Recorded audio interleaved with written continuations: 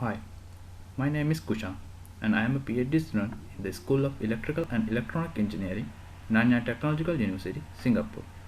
In this video, we are going to talk about an emerging hot topic in today's communication world, vehicular cloud networking. Here, we especially focus on the architecture and design principles of vehicular cloud networking.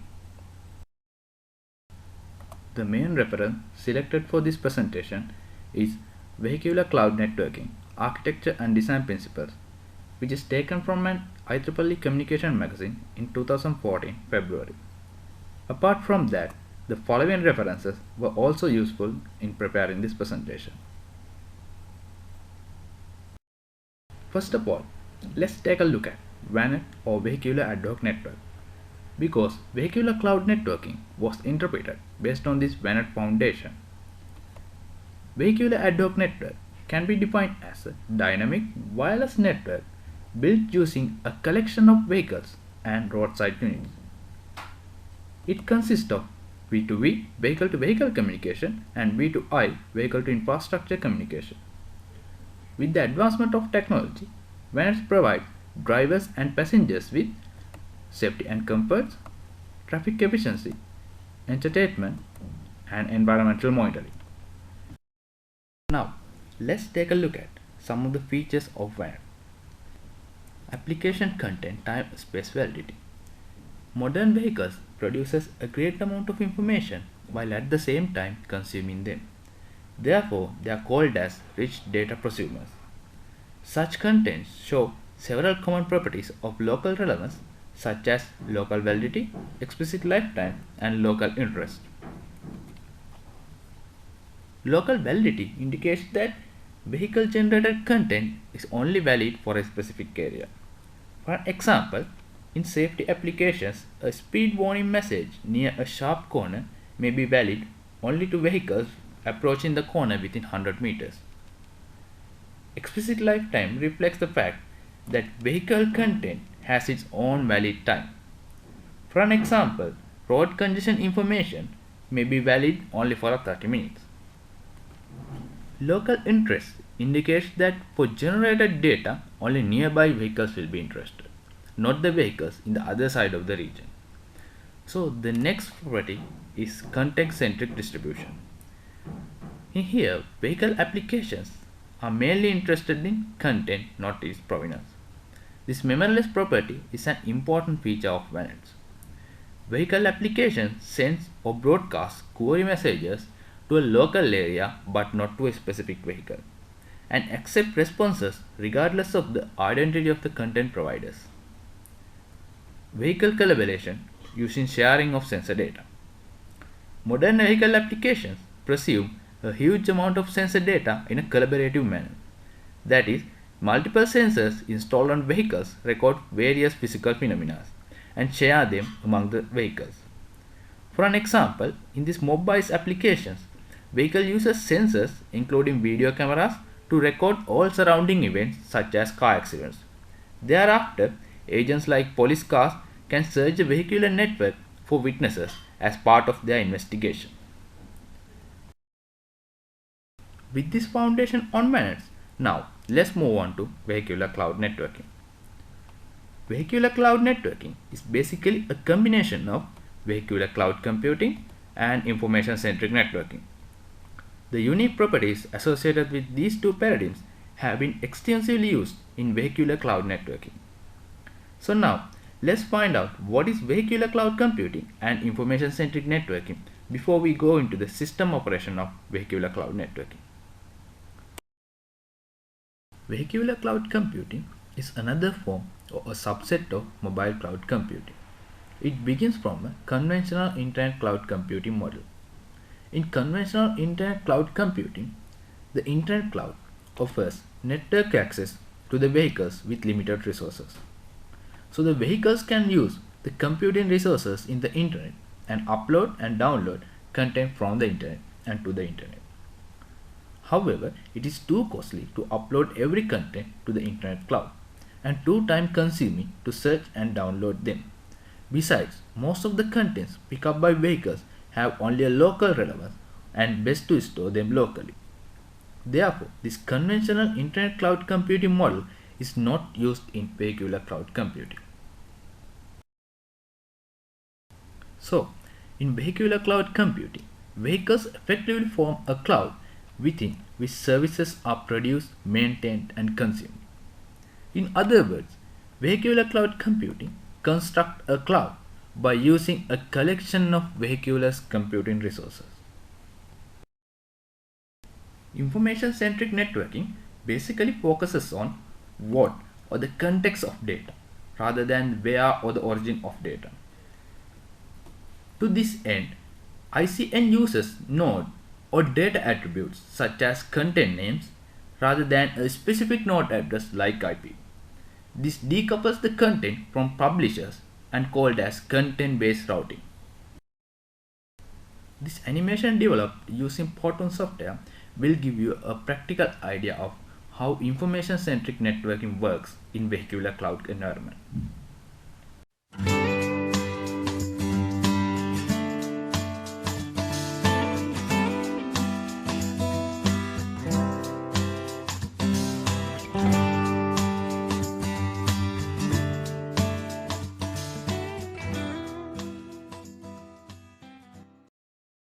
So now, let's move on to vehicular cloud networking again.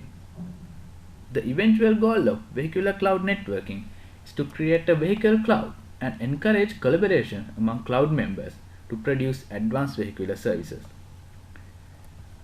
When we talk about the actors of a vehicular cloud networking model, the main actor is a vehicle. Resources in the vehicle can be categorized into three areas: data storage, sensors, and computing. In vehicular cloud networking, the resources are interconnected via purely peer-to-peer connections. That is, each vehicle directly shares the resources with each other. An RSU roadside unit joins the cloud as a stationary member and can be a good candidate for the negotiator role. They may not have enough storage or computing power, but still they have reliable connection to vehicles.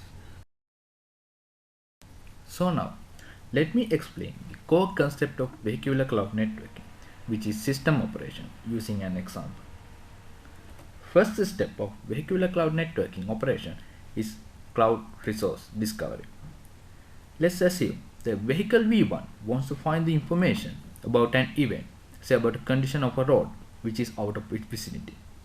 The vehicle has connectivity with two other vehicles V2 and V4 and one camera RC1. So it broadcasts a resource request message to all the nodes.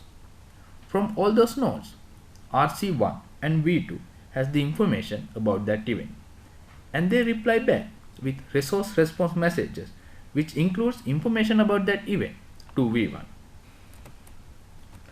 The second step is cloud formation. For that, V1, V2 and RC1 form an effective mobile sensor cloud in which V1 is the cloud leader and other two are cloud members. The third step is task assignment and results collection. Here V2 and RC1 are given the task to collect information about that event, and they periodically send the information back to the cloud leader. After that, V1 consumes the data and publishes the information over the cloud so that any incoming cloud members or interested vehicle can access the information easily. For that, V1 simply forwards the information to a vehicle in which there is more storage capacity. In this case, it is V4. Together, V1 and V4 form another cloud called as storage cloud. This is the next step of VCN operation, and it is called content publishing and sharing. Sometimes later, say suppose there comes another two vehicles, V6 and V7, who are also interested in this content. Then they broadcast interest messages with the content name. These messages will find a match at V4 since the required information is cached at V4. Then V4 will transmit copies of the content back to V6 and V7. These are the main steps of system operation of vehicular cloud networking, and apart from those main steps, there are some other steps that will help to maintain the cloud. cloud maintenance. In a vehicle cloud, a member sends a cloud leave message to the leader on its leaving. Then the leader selects a replacement nodes among the nodes who have sent resource response messages in the resource discovery phase. The leader distributes the task to the new cloud member, here in this case RC1, and updates the cloud table. Cloud release. When the leader no longer uses the cloud or moves out of the cloud, it releases the resources so that the other clouds can reuse them. To this end, leader sends a cloud release message to all the members and removes the cloud member list. This is simply the operation of vehicular cloud networking. Now, let's move on to design principles of vehicular cloud networking. The design principles of vehicular cloud networking can be viewed in different perspectives. First, let's take a look at it from the system perspective. Service instantiation. In VCN, it must instantiate 3 unique resources available at each vehicle as services: data storage service, sensing service, and computing service. However, the researchers are still going on to realize in which form these services are required. Decentralized operation with inelastic resources. VCN operates in a decentralized or distributed way. Therefore, there is no centralized cloud service provider or a server, and each vehicle plays the provider and consumer roles simultaneously. Management of service content. Most vehicle contents have local relevance and time scope. Therefore, they are likely to become quickly expired. When their validity expires, they must be eliminated from the cloud in order to save cloud resources. Another perspective is from the networking side. Naming content and resources. Currently, 2 naming schemes have been proposed for content naming: flat and hierarchical. Flat naming scheme names individual content uniquely, enabling accurate content routing. However, it generates a huge number of content names, leading to inefficient content search. Hierarchical naming combines network names under prefixes, so they deliver similar contents effectively, but at the expense of naming structure complexity. Content distribution and resource discovery. We can consider 3 possible approaches in content discovery. First, proactive pushing. The meaning of this is basically content itself can broadcast. Second is polling. Here, the service consumer actively tries to find the content by itself. Last is content resolution. Here, a publisher sends the content to a storage place from which the consumer can find it. Connectivity and resource availability. The mobile nature of vehicles can lead them to enter and leave clouds instantly. It will threaten the availability of cloud resources. Such dynamically changing connectivity must be properly managed using a proper cloud join leave mechanism. For an example, when an autonomous vehicle leaves the cloud, another vehicle should be replace its services. We can also take a look at design principles from service perspective. Incentive. Cloud members must be rewarded properly for the services they provide. Otherwise, they will not be willing to share their valuable resources. This issue stands out especially in VCN because a cloud is developed using a collaboration of vehicles. Security and privacy. Vehicular cloud networking is basically based on sharing resources. Therefore, the system is vulnerable to attacks, especially targeting the cloud. An adversary may launch a DOS attack like jamming, or it may try to inject malwares into the platform. An intrusion detection system or system integrity checking can help to reduce the damage. Anonymization scheme can be helped to protect the personal information generated by vehicles and thus protect the privacy. Fault tolerance. Here, most of the services heavily depend on the sensor data collected from vehicles.